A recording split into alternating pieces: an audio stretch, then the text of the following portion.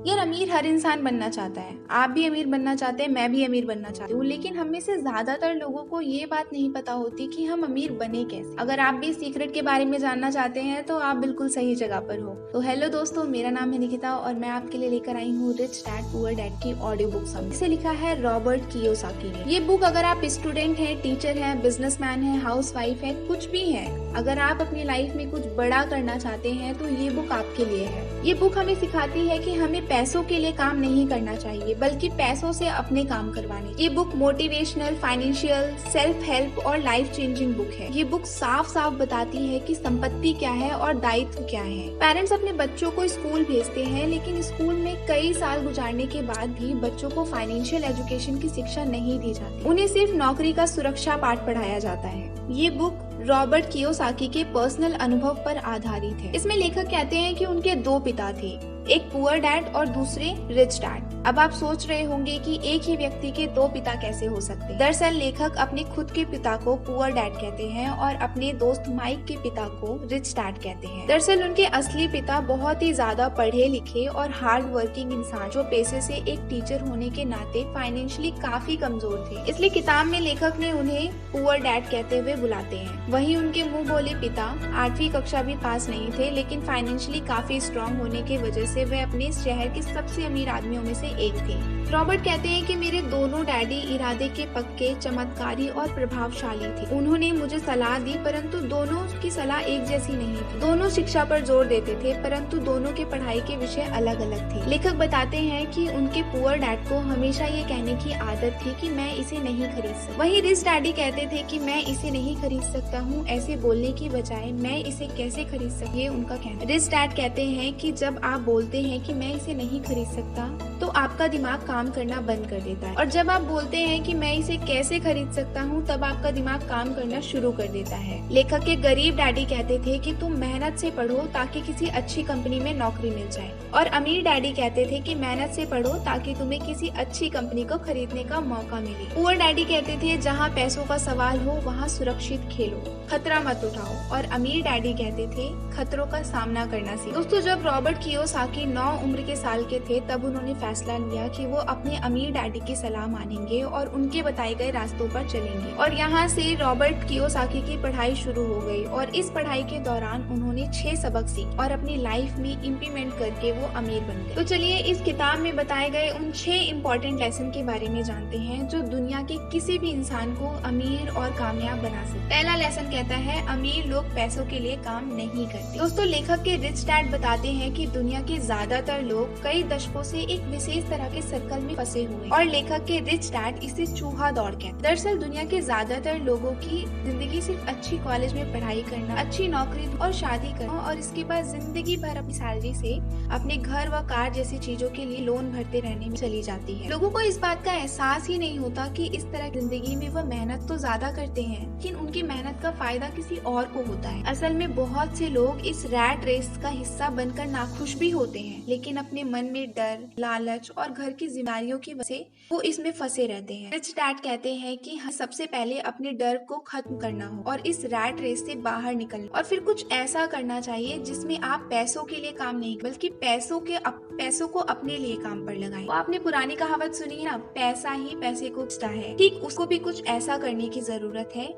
जिसमें आपका पैसा आपके लिए काम करे। लेखक कहते हैं कि जिंदगी में अपॉर्चुनिटीज आती जाती हैं, परंतु अमीर लोग उन अपॉर्चुनिटीज को तुरंत देखकर पहचान लेते हैं और अपना गोल बना लेते हैं। काफी लोग होते हैं जो इन अपॉर्चुनिटीज को नहीं देख पाते कि वो लोग पैसा और सिक्योरिटी के पीछे भागने में व्यस्त रहते हैं। लेसन कहता है पैसों की समझ क्यों सिखाई जानी चाहिए। दोस्तों, इस दुनिया में आपको बहुत से स्पोर्ट्समैन, सेलिब्रिटीज और बहुत से ऐसे लोग देखने को मिलेंगे जो एक समय बहुत अमीर हुआ करते, लेकिन आज उनके पास कुछ भी नहीं है। असल में लोग इस तरह और गरीब इसलिए हो जाते हैं क्योंकि उनके पास पैसों समझ नहीं, यानी कि उनके अंदर पैसे को मेंटेन और ग्रो करने का हुनर ही नहीं। अगर आप भी अमीर बनना चाहते हैं तो आपको पता होना चाहिए एसेट्स और लायबिलिटीज के बीच का फर्क। लेखक एक उदाहरण देते हैं और कहते हैं कि दुनिया में घर को एक एसेट्स माना जाता है। एसेट्स मतलब संपत्ति, लेकिन उनके अनुसार घर कोई एसेट नहीं है, बल्कि घर एक लाइबिलिटीज होता है। एसेट यानी संपत्ति।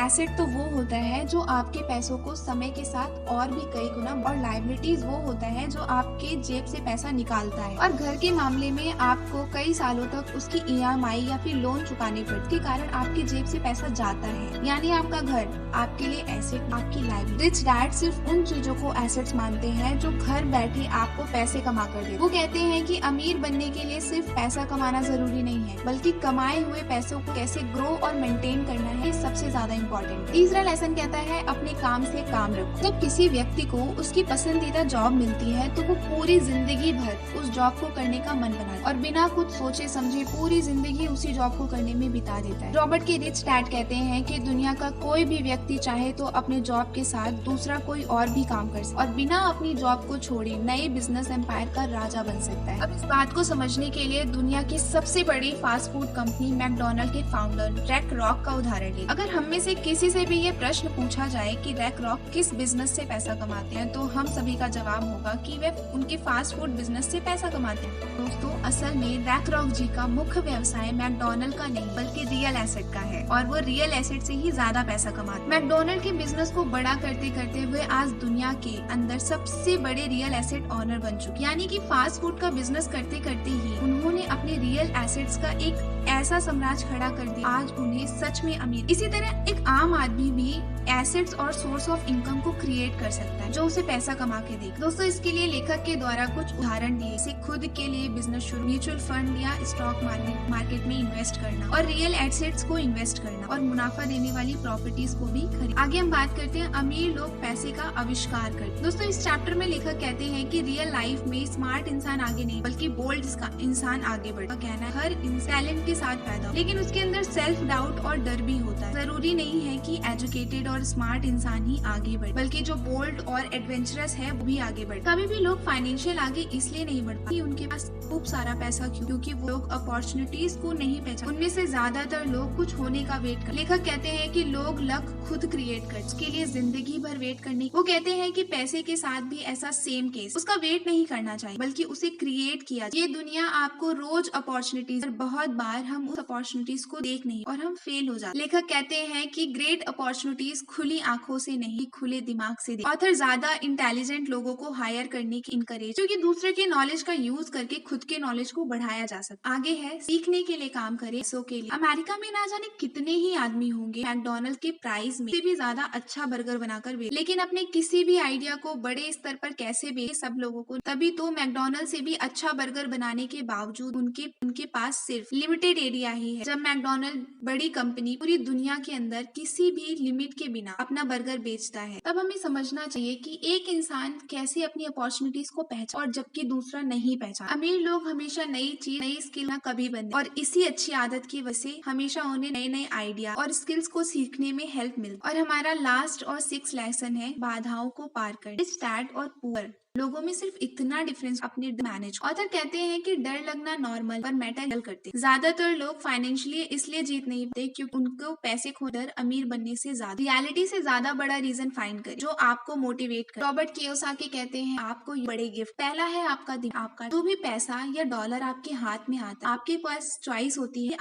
आप उससे एसेट्स लाएंगे या आप उसे वो लाइबिलिटीज बनाएंगे। ये आपकी चॉइस है। हर डॉलर, हर पैसे के साथ आप अमीर, गरीब और मिडिल क्लास होने डिसाइड करते। आप और आपके बच्चों का भविष्य आपकी आज की चॉइस पर डिपेंड। हमें हमेशा एसेट्स और लाइबिलिटीज की, हमें हमेशा पहले एसेट्स यानी कि संपत्ति खरीदनी चाहिए। संपत्ति या एसेट ऐसी चीज है जो आपके जेब में पैसा डालती है। दायित्व यानी कि लाइबिलिटी एक ऐसी चीज है जो आपके जेब से पैसा निकालती है। अमीर लोग संपत्ति यानी कि एसेट्स हासिल करने में विश्वास रखते हैं। गरीब और मध्यम वर्गीय लोग लाइबिलिटीज का अधिग्रहण करते और उन्हें लगता है कि वो संपत्ति खरीद रहे हैं। दोस्तों, अगर आपको ये वीडियो अच्छी लगी हो तो प्लीज हमें कमेंट करके बताइए। वीडियो अच्छी लगी हो तो वीडियो को लाइक कर दीजिए और चैनल सब्सक्राइब कर दीजिए।